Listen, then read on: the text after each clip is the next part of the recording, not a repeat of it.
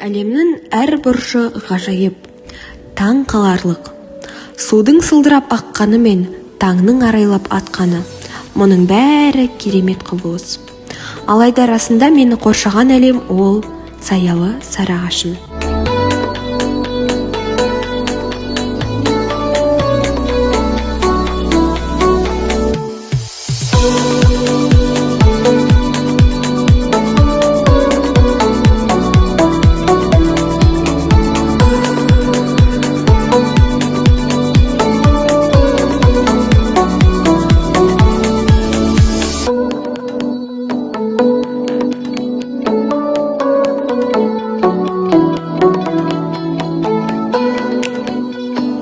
Сонау 1946 жылы бұл жерде мұнай құбырын қазғандар кездейсоқ суға тап болады. Зерттеп қараса минералды су екен. Содан бастап Сарыағаш минералды сулар мен емдейтін шипажайларға толған және минералды су Сарыағаш жауқары. Минералды су 1,5 шақырым тереңдікте жатыр. Құрамы мен құрылысы жағынан Сарыағаш суына ешқандай су тең келмейді.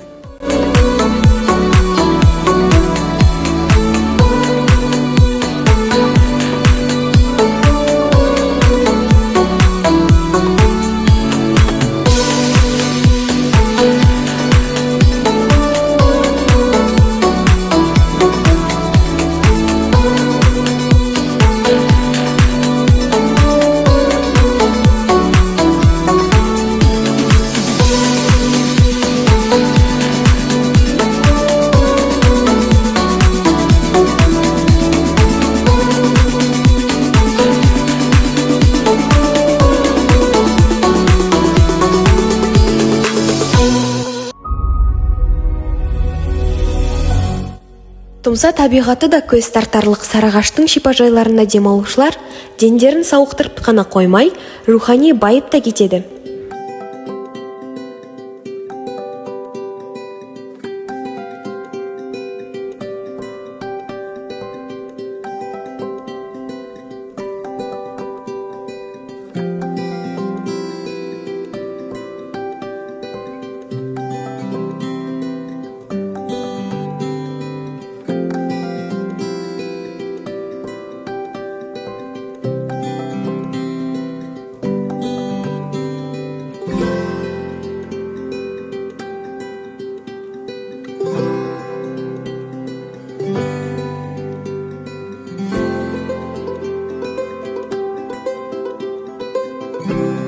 Ал бұл туристерді тартып тұрған нысандардың бірі Тесіктас.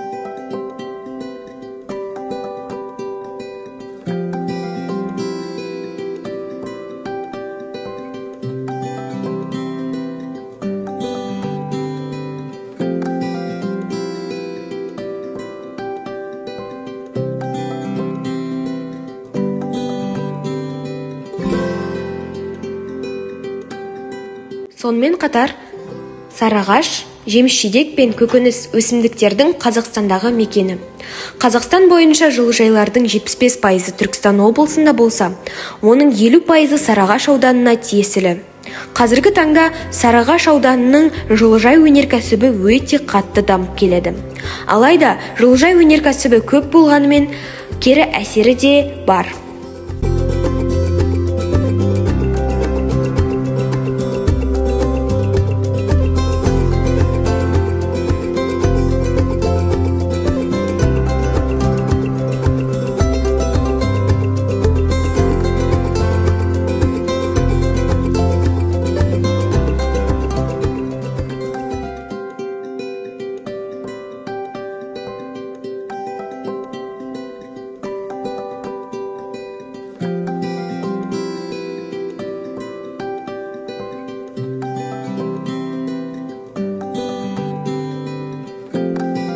Жылыжайлардың пайдасынан бөлек зияндарының бірі жылыжай газының күндіз ауаға еркін жіберілуі мен жылыжайлардың көмір отынын пайдалануы.